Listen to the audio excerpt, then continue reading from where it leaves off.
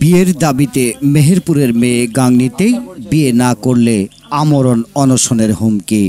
বিস্তারিত দেখুন বাংলা ৭১ টেলিভিশনের ডেস্ক রিপোর্টে। আমার নাম হালিমা, বাড়ি কালীগঞ্জ। বলেন। আমার প্রথম পরীক্ষা হয়েছে ফেব্রুয়ারি মাসের শেষের দিকে। বিয়ের দাবিতে প্রেমিকের বাড়িতে অনশন করছে ৩০ ঊর্ধ্ব মহিলা হালিমা খাতুন। ঘটনাটি ঘটেছে আজ দুপুরের দিকে মেহেরপুর গাংনী উপজেলার রংমহল গ্রামের বিজিবি ক্যাম্প পাড়ায়। হালিমা খাতুন মেহেরপুর সদর উপজেলার কালীগাংনী গ্রামের বাবুর আলীর মেয়ে। জানা যায় ইমোতে রং নম্বরে হালিমার সাথে পরিচয় হয় রংমহল গ্রামের রবিউলের সাথে। রবিউল রংমহল গ্রামের আলমগীরের ছেলে। চলতে থাকে ইমোতে কথোপকথন। এক পর্যায়ে হালিমা খাতুন রবিউলকে বিয়ের প্রস্তাব দেয়। উত্তরে রবিউল বলে, আগে আমরা দেখা করি, যদি দুজনকে পছন্দ হয় তখন আমরা বিয়ে করব। দেখা দেখি না ফেসবুকে। হ্যাঁ, ফেসবুকে। আচ্ছা, বলেন। প্রথমে ইমোতে কথা হয়েছে নাম্বারে। আচ্ছা।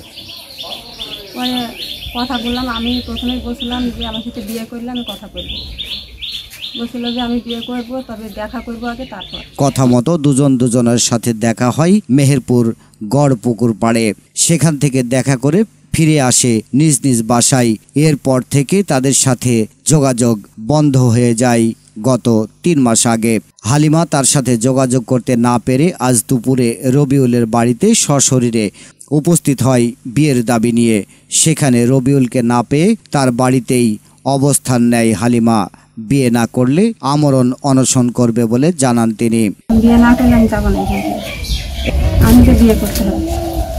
খবর পেয়ে মেহেরপুর গাংনীর ধলা পুলিশ ফাঁড়ি ইনচার্জ আশরাফুল আলম, গণমাধ্যম কর্মী ও উক্ত ওয়ার্ডের ইউপি সদস্য হোসাইন মাহমুদ ঘটনাস্থলে উপস্থিত হয়।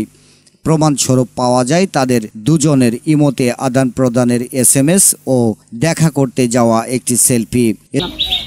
যে আপনি কি আমার সাথে বিয়ে করবেন নাকি কথা এখানে বন্ধ হবে? তো বললো যে না, সমস্যা না, আমি কথা বলবো। আমি বারবার ওকে বলছি যে আমার সাথে বিয়ে করলে আমি কথা বলবো, না করলে আমি কথা বলবো না। আর যদি আপনি বিয়ে না করেন তাহলে দেখা তো হয়েছে, যদি সে পছন্দ না হয় তাহলে এখানে কথা বন্ধ করেন।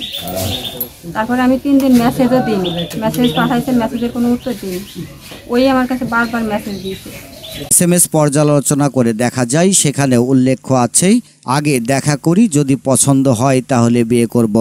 আর কোনো জটিল প্রমাণ দিতে পারেনি হালিমা খাতুন। রবিউলের সাথে মোবাইল ফোনে যোগাযোগ করলে তিনি একই কথা বলেন। অবশেষে ধলা পুলিশ ফাঁড়ি ইনচার্জ আশরাফুল ইসলাম ও উক্ত ওয়ার্ডের ইউপি সদস্যের সহায়তায় মেয়ে পক্ষের অভিভাবককে ডেকে নিয়ে উভয় পক্ষের মধ্যে সমঝোতার মাধ্যমে মেয়েকে তার অভিভাবকদের হাতে তুলে দেওয়া হয়। Desk report, Bangla ৭১ television. Bangla ৭১ television, সত্য প্রকাশে আপোষহীন।